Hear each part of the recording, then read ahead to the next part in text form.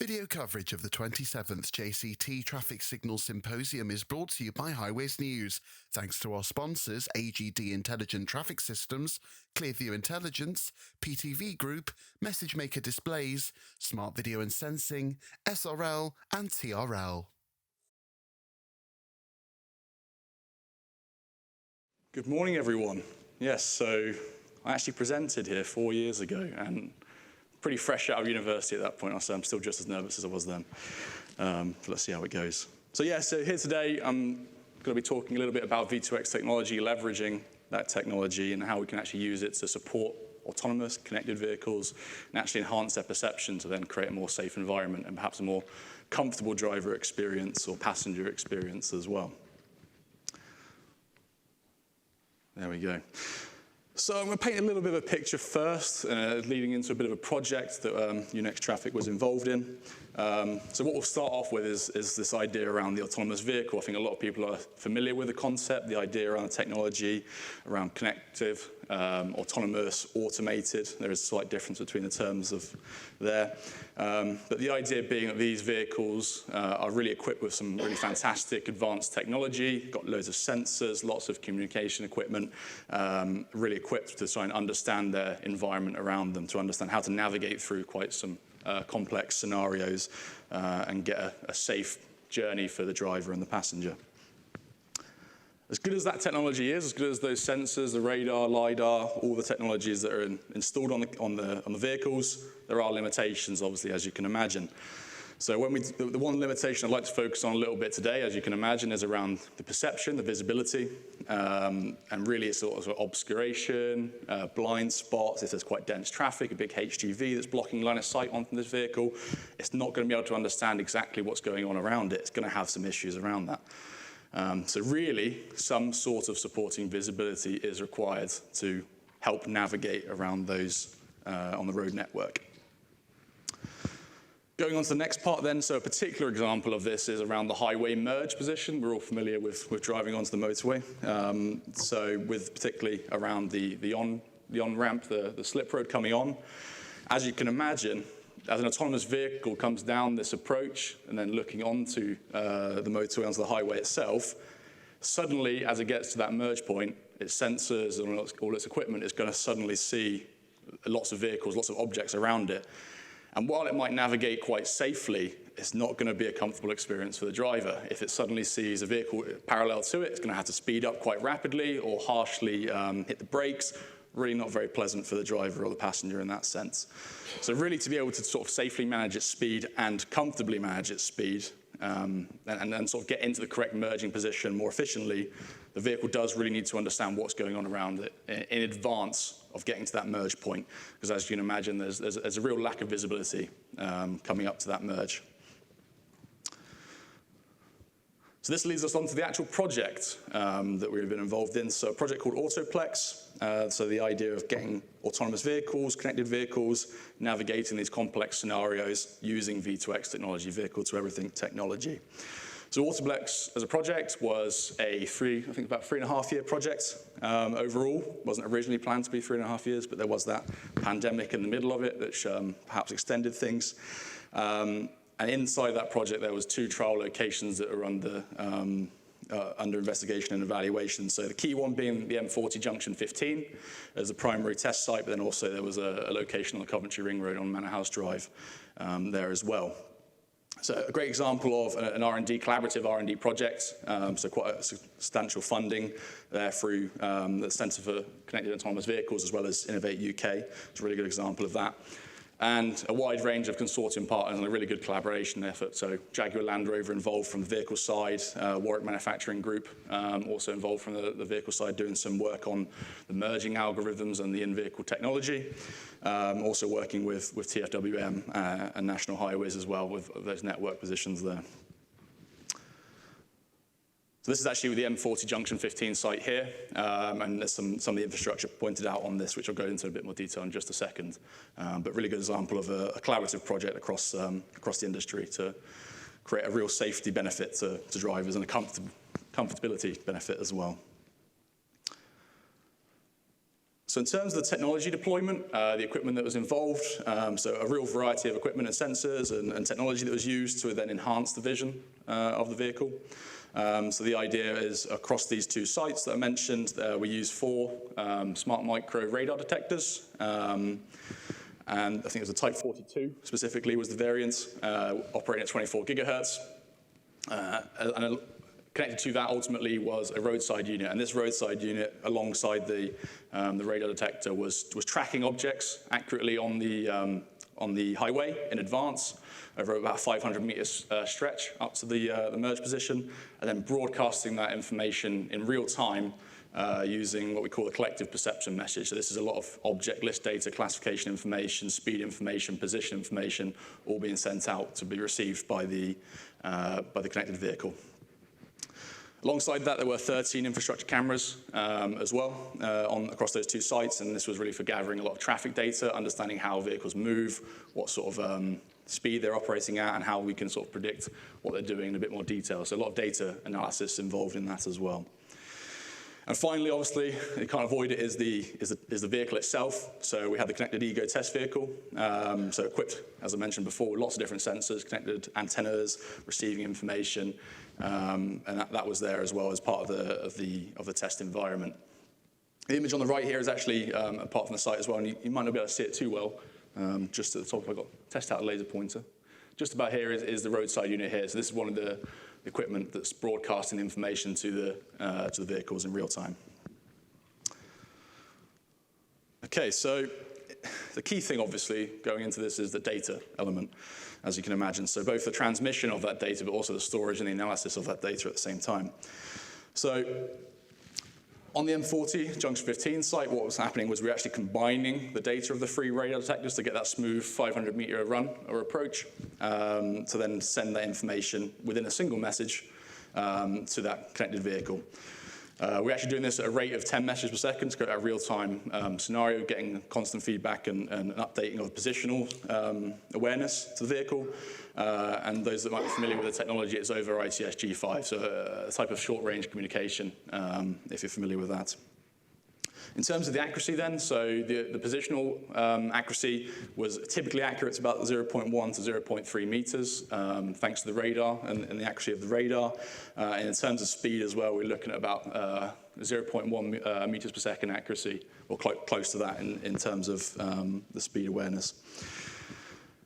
The CPM messages, so in terms of storing that data as well, so we actually pushed these up into an Amazon Web Services data lake, which was then accessible for the system evaluation, for some post-processing, understanding a little bit about what's going on about vehicle movement, how they're navigating the road, and getting a bit more of a detailed analysis on that data as well.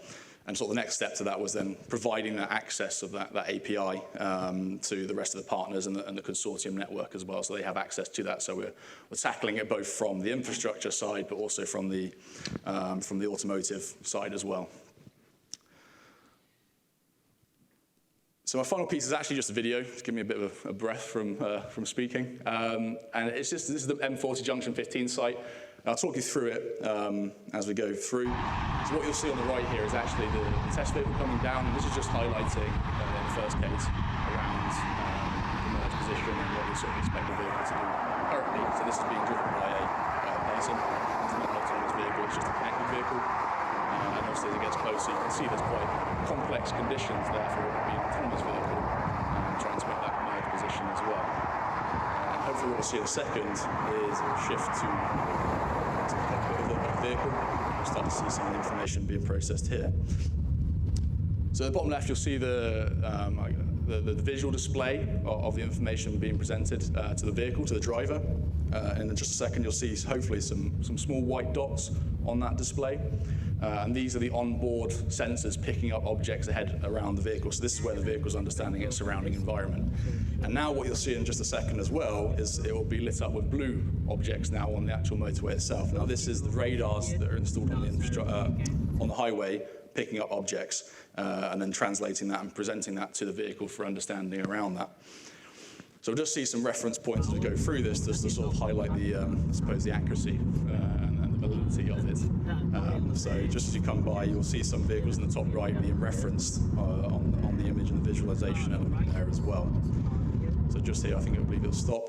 And there you can see there's a reference blue dot to highlight the accuracy of that vehicle being detected. We'll go through these as a couple more of these coming up. And especially when you've got compact conditions here, so you've got two vehicles coming up as well, it can accurately depict those in relative position as well. Again, all being translated to the connected vehicle in this case, but obviously the autonomous vehicle at the same time as well, to understand that merging position, getting the speed information to then safely and comfortably make that merge. So that comes to the end of it. I've sped through my presentation, hopefully an interesting topic.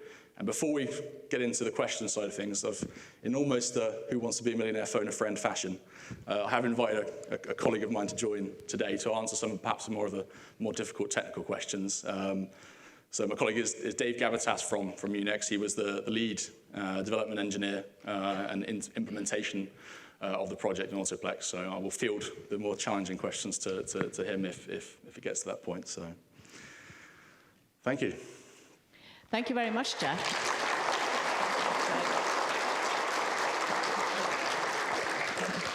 A really interesting and positive presentation to start the day off on. Connected vehicles, so immediately useful to our network as opposed to automated vehicles, not quite so immediately useful. Absolutely. But that's my personal opinion, not an ITS UK opinion. So, do we have some questions for Jack and for his friend? Where should we start? Two in the middle here, so whichever one you get to first. And if you could please say who you are and where you're from. Hi, good morning. Alastair from McDonald's. Just a quick question. I wonder about, you talking about the two different data streams, basically. I wonder if there's a difference between the roadside perception data and the in-vehicle data. Does the in-vehicle data take precedence over that external source? So the way that we're sort of operating is that the data that comes from the infrastructure side is more informational in that sense. So we're not overriding anything to do with the vehicle. It's just receiving that information to understand how to best operate. Obviously, as you get closer to that merge point, perhaps the radars and the infrastructure is not as relevant at the exact merge point. You would then be more reliant on the on-vehicle sensors and equipment.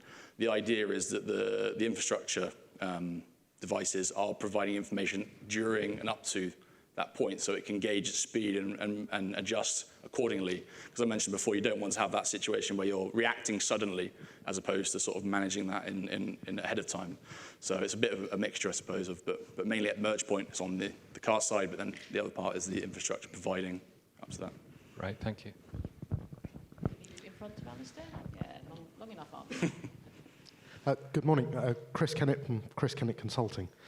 Can I just ask about, with this study and looking at the detection of the vehicles on the main line, whether you particularly looked at smaller vehicles, powered two-wheelers, even potentially whether how good you are at maybe picking up motorcyclists or even cyclists who you wouldn't necessarily expect to be in an environment like this, but you do get them on some roads and they can be very, very vulnerable to this kind of manoeuvre.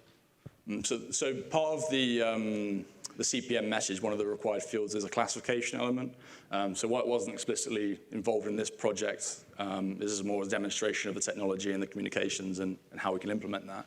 You can imagine going forwards that the classification information would then be interpreted by the autonomous vehicle or connected vehicle to make more decisions dynamic based on what it's seeing. So if it's a HGV, you obviously understand the length of that, or perhaps the HGV is obscuring something ahead of it. So that's something to be aware of. So it wasn't explicitly involved in this project, but something going forwards perhaps to be investigated alongside.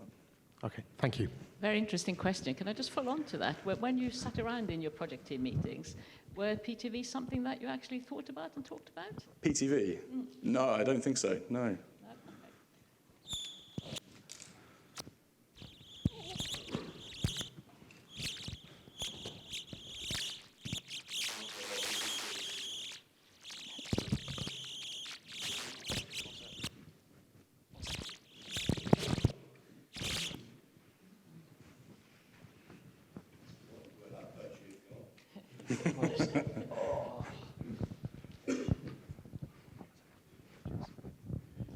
Thank you. I don't think my voice had gone yet. Mark Playdoll, PTC.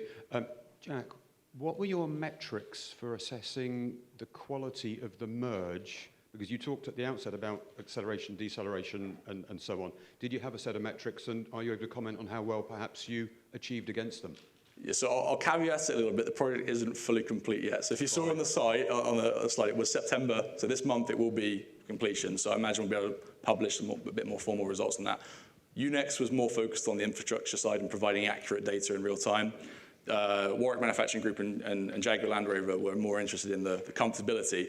But what they have presented, and there is a promotional video coming out very soon, and it's plotting acceleration over time and then understanding where too much acceleration is an uncomfortable experience or too much of a reduction in acceleration with braking is also not comfortable for the driver. And you can see the comparison between a standard driver and also the merging and the autonomous expectation of that as well. So I don't have explicit results as of today, unfortunately, so I apologize for that. But keep an eye out very shortly for that one, as I'm sure we can talk about that more in detail. Thank you. Another question at the top there.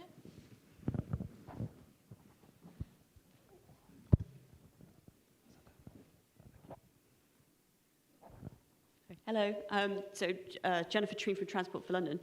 I'm just interested from your opinion, do you think that in order for CAV to work, we're going to need to have this supporting visibility on our network, or do you think it's more of a bonus to make it easier for the car to navigate? Oh, that's a good question. From my side, I do think that ultimately we would need this sort of support, because I mentioned you just don't have that visibility from the vehicle side. So if we want to get to a truly autonomous world, there is a bit in between where you've got a mix of non-autonomous vehicles and autonomous vehicles, and that creates a dynamic environment. Obviously, when you get to a point where it's fully autonomous, every car is speaking to each other, there's a full understanding of what's going on.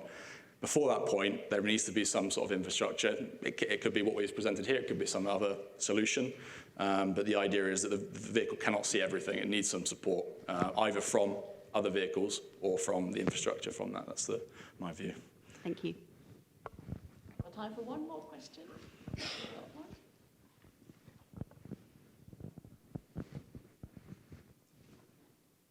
No? Okay, gone. Thank you very much, Jack. Clearly some very interesting questions. So your presentation was listened to and landed well. Good. Thank you. And you did